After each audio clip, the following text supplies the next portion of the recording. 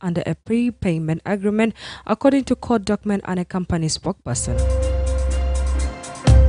The legal team representing a girl who was sexually assaulted in Gumbo Sherikat last month says the case is currently under review by the police prosecution and is awaiting approval to be transferred to court.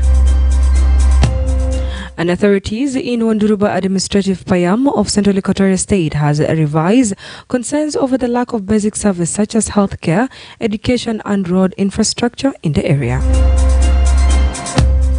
These stories and more are coming to you in our news bulletin with me, Diko Andrew, and now the news in details.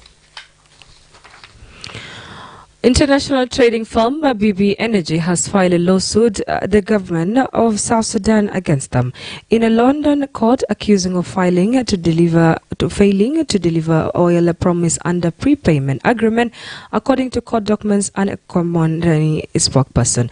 A spokesperson from BB Energy told Reuters that legal action was necessary, a step to protect the company contractor rights with the Ministry of Petroleum. Reuters quoted the spokesperson as saying, and I quote, "As yet they have defaulted on delivering. We are currently in the process of serving formal proceeding. However, we are always looking to find a amicable solution, especially considering our long-term interests in the country." End of the quote. South Sudan's official did not immediately respond to Reuters' request for comment. This case follows a similar legal dispute brought by oil trader Vitol, which filed a claim in London in May over a cancelled oil cargo. The matter has since resolved, a source familiar with the situation to Reuters. In May, a London court also ordered South Sudan to pay $657 million to African Bank of a default loan, further highlighting the country-depending financial crisis. According to the International Monetary Fund, South Sudan public debt reached $3.7 billion in 2023, with $550 million owed to oil companies alone. Oil output, the backbone of the country economy, has severely affected by conflict and infrastructure issues. South Sudan crude production, once as high as 350,000 to 400,000 barrels per day before the civil war, dropped to just 72,000 per meter this late year due to damaged export pipeline. The line resumed operation in June, with production increasing to 138,000 that month, according to OPC data. In another news as well, the legal team representing a girl who was sexually assaulted in Gumbo Sherikat last month said the case is currently under review by the public prosecution and awaiting approval to be transferred to court. Josephine Adol, the girl legal representative, said the survivor is still receiving medical treatment. According to her, 15 young men were involved in the incident, but charges were dropped against some, leaving 8 suspects currently in jail awaiting trial. She said the case file is now with the legal department of the public prosecution and will soon be transferred to court once the review is completed. She spoke to RED this morning and she happened to be saying this. Those who repaired, there were 15 according to the girl, but the police arrested 13 number of the group, including those who are in the video, their faces. So those 13, after investigation, because the case was still under investigation, and I was follow up both the girl is a condition and the investigation team. It happened 2 weeks ago. 5 suspects got arrested by then. They dismissed the case against them. Those who remain in jail, they are those who are in BTO. Meanwhile, Ubat Lual, the prosecutor at Gumbo Sherikat police station, said charges against 6 suspects were dropped due to lack of evidence. Speaking to iRadio this morning, Prosecutor Odor said delays in finalizing the process are due to the police failure to arrest the remaining 4 suspects. He confirmed that the case file is currently under review and will be sent to court after the evaluation, and happened to be saying this.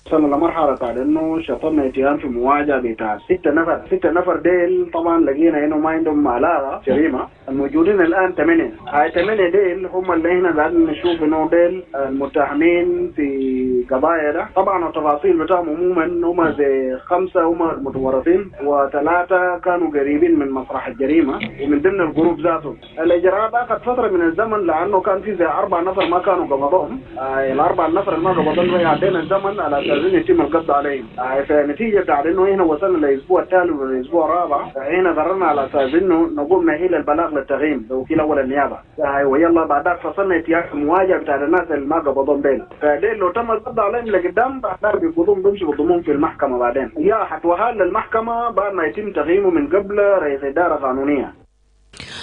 In another news, authorities in Wanduruba Administrative Payam of Central Equatorial State have raised concerns over the lack of basic services such as healthcare, education and road infrastructure in the area. Tongonde Stephen, the area administrative coordinator, said Wanduruba lacks an ambulance and also needs school renovation and better roads. He, however, noted the security situation in Wanduruba remain calm and the people are going about their normal activities. Stephen added that many young people in the area are not getting training opportunities in various sectors. He appealed to non-governmental organizations working in the health and education sector to support the community. He stated that the state governor has encouraged residents of Wanduruba to focus on agriculture and emphasize the importance of empowering women in the area. He made the remarks after meeting the governor, Rabbi Mujang Emmanuel, in Juba yesterday, and he happened to be saying this. There has been some challenges in the place, and this is what also I've briefed my leadership. Wanduruba is being faced also with some issues in the health sector. That is a lack of ambulance and the school issues also at the side of education. The schools require some renovations and upgradings to a certain levels. These have been some of the basic challenges that I've briefed my leadership. Another challenge also is the issue of the road network. The current road is too long to move all along from Juba up to Wanduruba, and that's why we have a community initiative of creating all the shortcuts that can connect people to Wanduruba. Elsewhere, the national government has endorsed the implementation of public servant headcount of payroll reform program to streamline payroll system and improve human resource management. The decision was made during the 4th ordinary sitting in the service cluster meeting chaired by the Vice President, Her Excellency Josephine Lagoyanga. The reform began spearheaded by the Minister of Public Service and Human Resource Development, Doug Diop, will be rolled out in 3 phases. This starts from a headcount of all civil servants at the state to the national levels to biometric registration and payroll cleansing. The initiative, supported by the World Bank, will initially target 5 key ministers such as the Minister of Presidential Affairs, Cabinet Affairs, Public Service and Human Resource Development, Finance and Planning, and Foreign Affairs and International Cooperation. This program is estimated to cost nearly $1 million, and Minister Diko emphasized that reform aim eliminate payroll discriminants and ensure accurate data collection for human resource management and information system. You're still listening to iRadio News, and elsewhere, the Commissioner of Juba and Terkeka counties have agreed to work together to address to closure of the traditional C court in Juba. The court, which handled local disputes involving customary law and cattle, was shut down 2 months ago after failing to obtain a warrant of establishment from the authorities. On Thursday, Emmanuel Tete Isbon, the Commissioner of Juba County, met with his counterpart from Terkeka to discuss the possibility of reopening the court. Commissioner Isbon said the court had been operating outside the law and in violation of county bylaws. Speaking to iRadio this morning, Taban Stephen Keir, the press secretary for the Juba County Commissioner, said the 2 leaders have agreed to work together to resolve the matter and push the court official open very soon. The Commissioner of Juba County, Honorable Emmanuel Tete Isbon, clarified that the closure was based on the resolutions and the directives of the State Security Committee, hinting that the court has been allegedly accused of improper practice. He added that the court failed to present its legality by presenting legal documents or warrant of establishment, not following the directives and bylaws of Juba County, and failing to cooperate with the administrations of the county. However, the two commissioners pledged to collaboratively work together to address these concerns and seek for official reopening of the C Court to help in resolving cases of the two counties that are shared. Commissioner Tete also called on the citizens to refrain from misinformation and lies that will create misunderstanding between the two counties which had shared history in common borders. And the Sea Court also serving communities from both Juba and Terkeka counties. And lastly, from the local news, authorities in Central Equatoria State have ordered the eviction of occupants from graveyards in the national capital, Juba, citing security and burial concerns. The decision was reached during State Council of Ministers regularly Thursday meeting chaired by the Governor, Lieutenant General Rabbi Majing Emmanuel. They cited grave riots in and around Juba, including Moriok, Jebel Lemun, and Hai Malakal, are no longer just residing a place for the dead. According to the State Cabinet, these cemeteries have been increasingly occupied by individuals forced by economic hardship to seek shelter among the graves. According to Minister of Information and Communication, Jacob Aligo, revealed that the such settlement are not only hindering decent burials but also pose a security risk, becoming hideouts for criminals element. To address this issue, the Cabinet has directly the Commissioner of Juba County and the Mayor of Juba City Council to ensure the graveyards are evicted and preserved to their intended purpose. The Minister of Housing and Land has also been tasked with considering cemetery space for future land. You're still listening to iRadio, and up next with the national news with my colleague Helen Samuel. Good afternoon. Welcome now to the international news.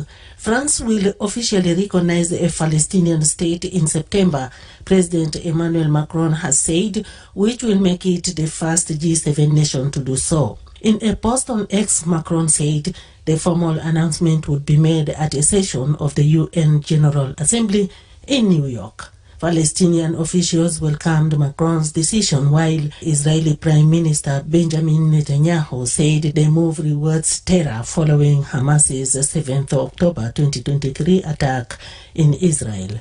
Elsewhere, Thailand's leader has warned that clashes between Thailand and Cambodia, which have killed at least 16 people and displaced tens of thousands in both countries.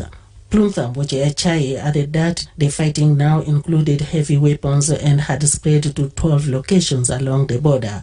Thailand has also accused Cambodia of firing into civilian areas and evacuated all villages deemed to be within the radius of its rockets. Cambodia, for its part, accused Thailand of using cluster munitions. Cluster munitions are banned in many parts of the world because of their indiscriminate effect on civilian populations. Thailand has not responded to the allegations. Finally, Donald Trump flies into Scotland later to visit 2 golf resorts which he owns in the county where his mother was born. He will travel to Turnberry in South Ayrshire, a world-class venue he bought in 2014, and to Many in Aberdeenshire to open a new 18-hole course. The White House says Trump will also meet Prime Minister Sir Keir Starmer to discuss trade while he is in the UK. The trip is exceptional as US presidents rarely promote their personal interests so publicly while in office. Those are some of the stories trending across the globe. Back to you at the news desk. Thank you, Helen. Up next is Sport with my colleague Joseph Akile.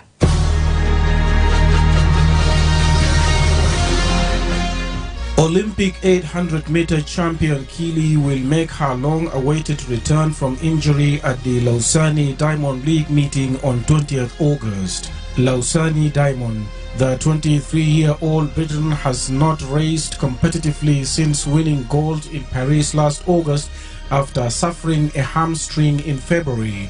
After a minor setback led to her withdrawing from Diamond League meetings in Stockholm and London, Keely is set to make her comeback just a month before the start of the World Athletics Championship in Tokyo. Basketball Island says it is assessing next steps after being drawn with Israel in a European qualifier. Ireland is set to face Israel along with Luxembourg and Bosnia in 2027 Eurobasket qualifying in November.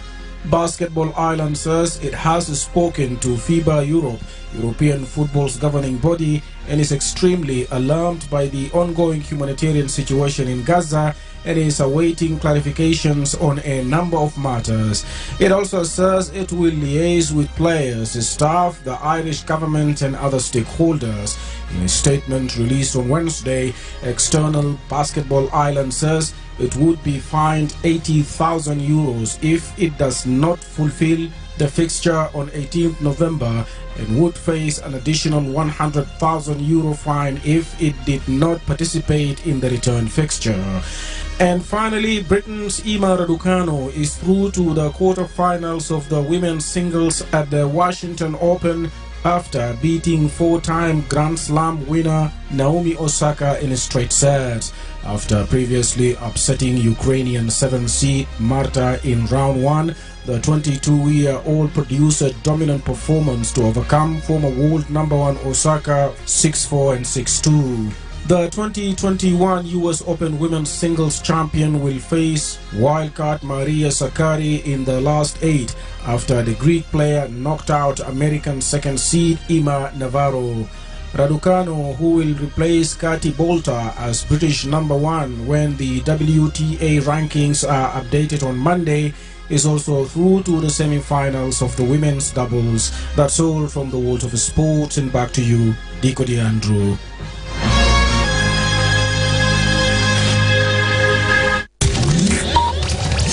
Thank you so much, Akile. You're still listening to news and on the radio, but we are reminded again with the most important news headlines. International trading firm BB Energy has filed a lawsuit against the government of South Sudan in London court, accusing it failing to deliver oil promised under prepayment agreement, according to the court documents and a company spokesperson. The legal team are representing a girl who was sexually assaulted in Gumbo Sherikat last month, say the case is currently under review by the public prosecution and awaiting approval to be transferred to the court.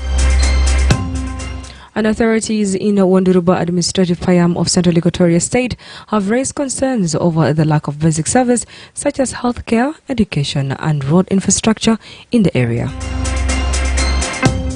That's the end of iRadio News. If there is any story or event you would like iRadio to cover or report about, please send us a text message on 0925287870. It's also our WhatsApp number. Follow us on X at iRadio Juba, like our Facebook page, iRadio, or subscribe to our YouTube channel at iRadio South Sudan. You can also visit our website and listen to us online at www.iradio.org.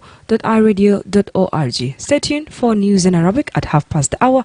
I'm Diko Andrew. Thank you for listening.